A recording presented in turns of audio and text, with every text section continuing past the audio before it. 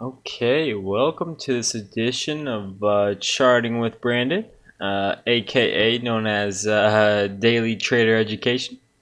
So we're going to start by looking at the relative strength index. Then we're going to evaluate the MACD to go ahead and verify any bias signals that the RSI has given us.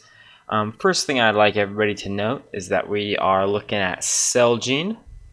We're looking at the daily, and it's a very good idea for everybody to know notes. Celgene, as well as lots of other biomedical companies, really have been underneath a lot of pressure in that since 2015, essentially. And that the chart may not make it obvious, but there's a huge loss in market value from 2015 and beyond. Celgene is really starting to make it back up in 2017 here.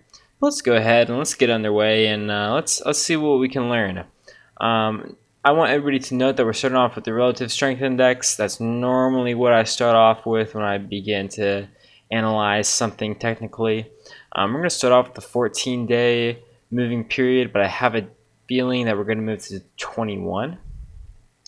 So, first thing I like to do, I like to draw RSI resistance lines. And the first one I notice is this one right here.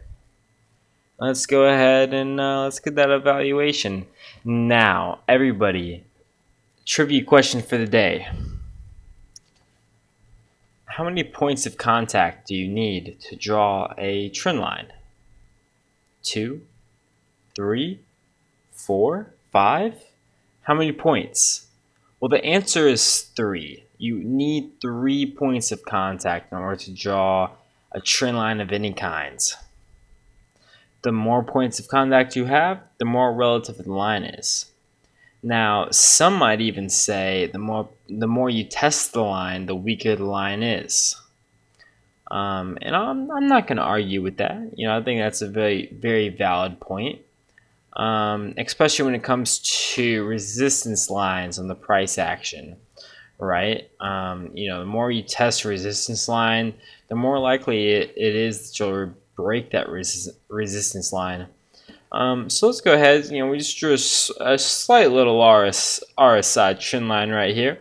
And this little notch right here even confirms that trend line even more. And if we line up this break with, if we identify the break of the RSI trend line with the particular day, we get in right down here. And we're looking at a pretty small gain right there. It's at least a 3 to 5% gain. Not much going on there. I doubt it's even... I'll go ahead and measure it for you guys so I don't get a lot of YouTube comments telling me I'm terrible at math.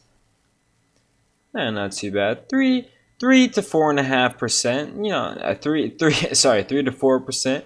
So not a bad signal. Let's go ahead and adjust the RSI moving average here to 21. 14 is the default. 21 is another pretty standard number. Let's go ahead, see if we can't start lining up points here.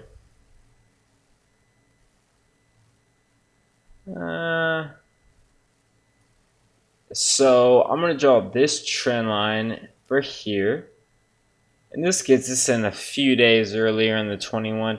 Now you may be saying to yourself, hey Brandon, why did you draw a trend line going through this price action right here? And to you, I would say, you know what? I'm going to consider that as noise.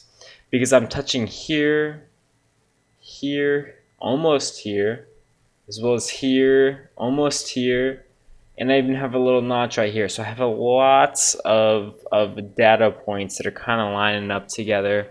And you know what? As far as I'm concerned, that's good. I like it. I do. So let's go ahead and let's continue. Let's see what we can learn from CELG. Let me go ahead and I'm going to start drawing a few more trend lines. Sorry about that. And again, I'm going to stick to my RSI. When it comes to RSI, your trend lines do not have to be exact. That is very important to know. Again, note right here, my trend lines are not exact. We got a little bit of noise incorporated in there. And even right here, we got a little bit of noise. Right here, we have a little bit of noise.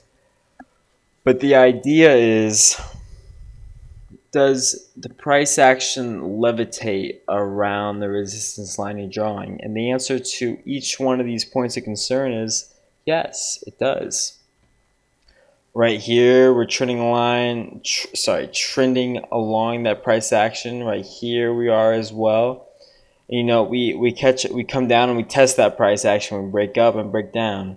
Even right here, we definitely are testing that price action. I mean, we test it here and here. So that price action definitely is getting tested. It's also getting tested right here. There was a little notch on the RSI right here. So remember that. And if we're listening to a perfect world where volume verifies our entries, we got some nice volume right there. We really do. That volume is definitely above the 20 moving average. As you can see right here, we have the 20 for the volume, which means that this light blue line we're seeing on the volume here right here is averaged over 20 periods. And we're seeing some good volume on this outbreak here, and we like that. We do. As traders, we like consistency. So we're seeing consistency, and we like it. Let's go ahead here and let's even draw a nice little resistance line here. I apologize that I keep slurring my words. It's a little late. I'm not gonna lie to you. It's a little late here. So how does this look to everybody? What I'm thinking we're gonna see, if I had to guess, I would say we're going to test this line and we're going to pull back some. Why? Because consolidation is necessary. And why do I say that?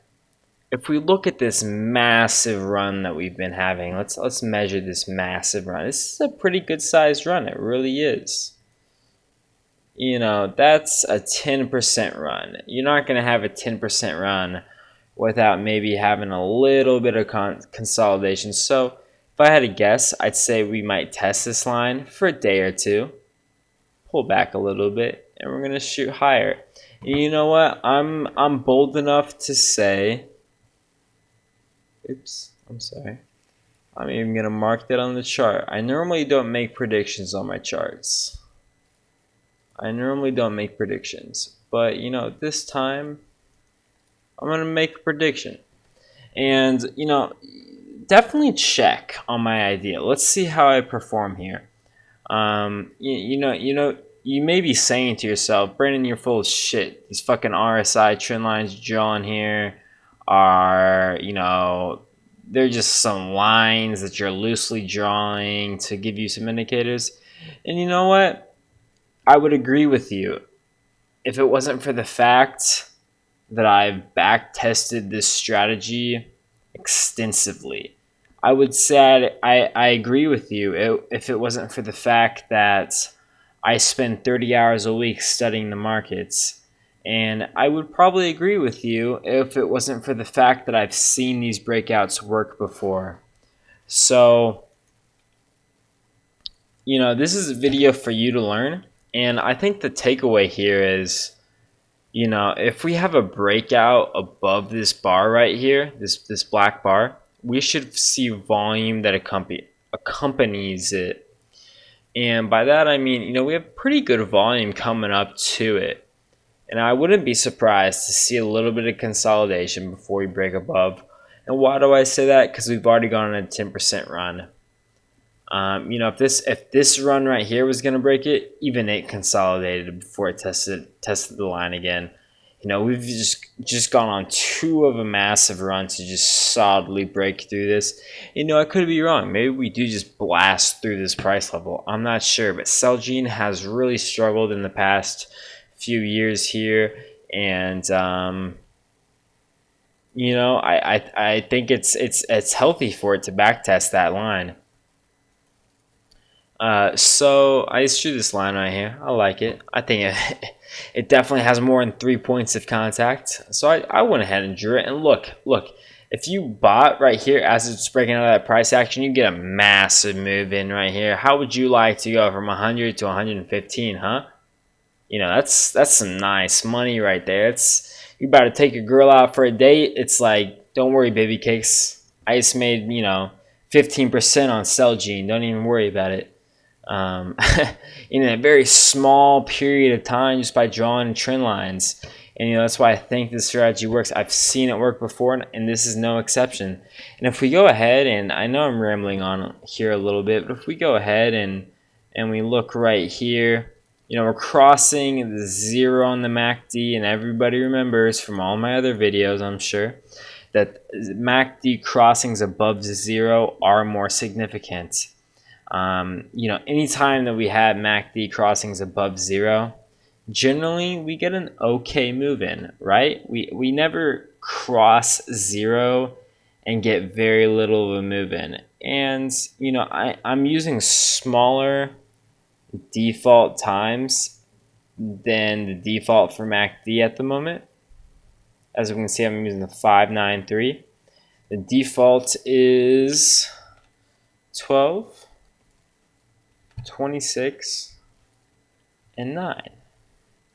Let's go ahead and evaluate that MACD, and it's not too much different.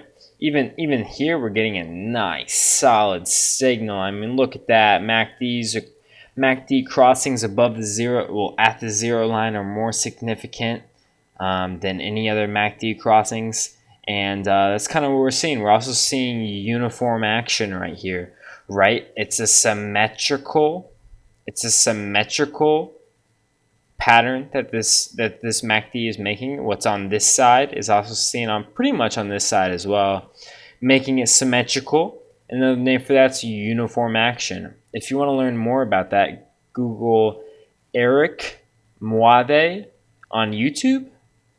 Muade is spelled Muathe,